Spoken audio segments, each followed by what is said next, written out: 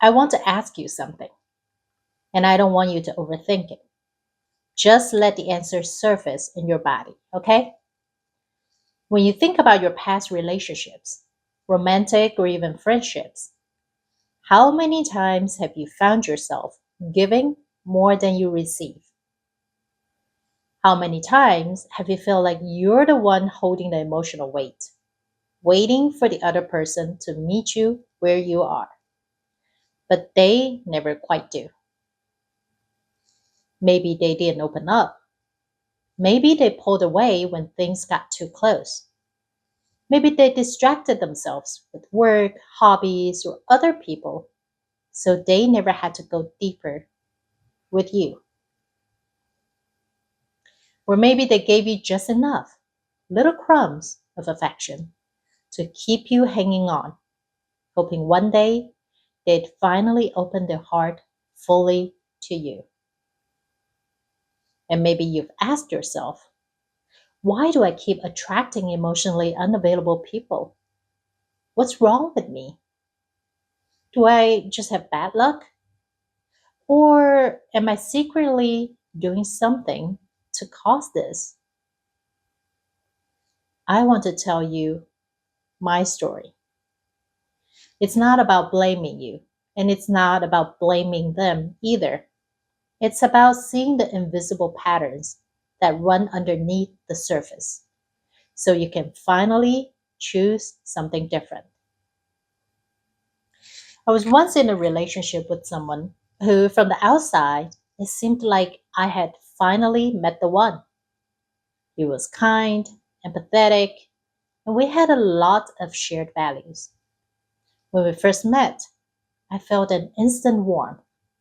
We talked for hours, and I was so sad when we had to say goodbye that day. And many more days followed. But as time went by, I started noticing something. Every time I tried to get closer, he seemed to pull away. Just a little. Not enough to make me leave, but enough to make me feel like I was always chasing him or waiting for him to come closer to me. He was a great listener. When I would share something vulnerable about my past or about myself, he always listened, but he never really opened up. When I was physically injured, he'd check in. He worried about me. But when I was emotionally hurting, it was like talking to a locked door. And here's the thing, instead of seeing this as a red flag, part of me wanted to help him open up, to help him heal. I thought, if I just love him enough, if I'm patient enough, if I show him I'm safe, he'll finally open up. You know what I was really doing though? I was trying to earn the kind of love I should have felt safe to receive from the start. Now, if this is resonating with you, I want to pause for a moment and invite you to notice what's happening inside you as I say that. Do you feel a heaviness in your chest? A lump in your throat? Maybe even resistance? Like, but they had a hard past. They weren't ready. I can't blame them. I get that. I used to defend every person who couldn't meet me emotionally, part because I could always see their pain from their past, from their family, from their environment, but also because I didn't realize I was defending a deeper wound in myself. See, when we repeatedly attract emotionally unavailable people, there's often a hidden belief running in the background. It can sound like, I'm not worthy of someone who chooses me fully, or love is something I have to earn, or if I work hard enough, I'll finally be good enough to be loved the way I want. And these beliefs, they don't usually start in adulthood. They often start way back in childhood, in the way we learn to connect with the people who raised us. If love came with conditions, you had to be well behaved, accomplish something, or hide certain feelings to get approval, then, as an adult, your nervous system might unconsciously seek out people who feel familiar, even if familiar wasn't healthy. That's our survival mechanism working to protect us. I remember one afternoon when I received a text from him telling me about his summer plans, and there was no mention of me. I hid all my disappointment and sadness and simply replied, "I hope you guys have a fun summer." He responded, "Hopefully you're part of it." That feeling of "I'm just as afterthought" consumed me. But instead of saying, "I need more from this relationship," I swallowed it because part of me thought, I don't want to feel like his burden or a problem he has to solve. So I stayed silent, and that silence turned into resentment, and the resentment turned into a shattered heart, and that ultimately led to our breakup. And here's something I want to share with you that took me years to understand. When you keep attracting emotionally unavailable people, it's not always about them. It's about the part of you that feels safer chasing love than receiving it. Because receiving love, real, deep, consistent love, can feel terrifying if you've never had it before. Sometimes our hearts have been locked for so long that we don't realize we're choosing people who can't open theirs either. It's like two people staring at each other through glass, both thinking, "Why can you let me in?" Not realizing they're both holding the key in their own pocket, but afraid to use it. I want you to imagine something for a moment. Picture yourself with someone who is fully available. They look at you and see you. They know your flaws, your fears, your history, and they don't run. They don't play games. They show up. How does that feel in your body?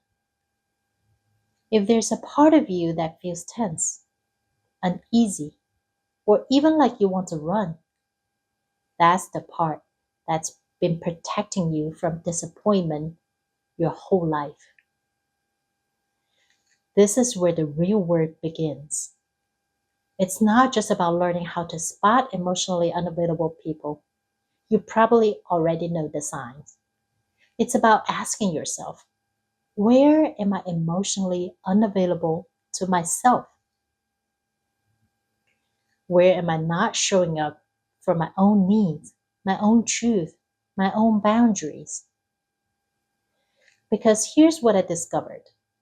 The more I started meeting my own emotional needs, the less attractive those unavailable partners became. It wasn't that I became cynical or closed off. It was that my nervous system started craving safety over intensity, reciprocity over pursuit. And let me be real with you. The shift didn't happen overnight. I went from never having been in love to falling for a guy I thought I was madly in love with, only to realize it was trauma bonding, to thinking I'd finally met the one, only to discover he was even more closed off than I was. It took me years and years, through these relationships and lessons, to learn to love loudly and to communicate my feelings. But everything was still directed outward. I had learned to give my love freely, yet I still didn't know how to receive love or how to speak up about what I wanted or needed. There were moments I slipped back. There were times I met someone new felt a familiar spark and had to stop and ask myself, is this excitement or is this my old wound being lit up? It takes courage to walk away from what feels familiar, even if familiar has always left you feeling unseen. But every time you choose yourself, you are sending a message to your heart. You are worth being met fully. So if you're watching this and realizing you've been in this cycle, I want you to know you're not broken. You're not doomed to keep repeating this forever. You're just learning how to rewire the pattern of your relationships to truly love. And maybe, just maybe, the first emotionally available person you need to start building a relationship with is you. Because when you know what it feels like to truly be there for yourself, to listen to your own needs, to comfort yourself when you're hurting, to celebrate your own wins, you stop accepting half hearted love from others. You start attracting people whose hearts are open because yours is open too. Not open in a way that leaves you unprotected, open in a way that's discerning. You don't hand your heart to the first person who smiles at you. You take your time. You watch how they show up when things get hard. You see if they can handle your too much days as much as your easy to love days. And slowly, you realize that the people who are truly available don't need to be convinced to love you. They already choose to. And that feels very different from chasing. I'm going to leave you with this. You don't attract what you want. You attract what you believe you deserve. So if you want to stop attracting emotionally unavailable people, start by showing yourself every single day that you deserve more. Because once you believe it, not just in your head, but in your bones, the love you're looking for won't feel like a chase anymore. It'll feel like home.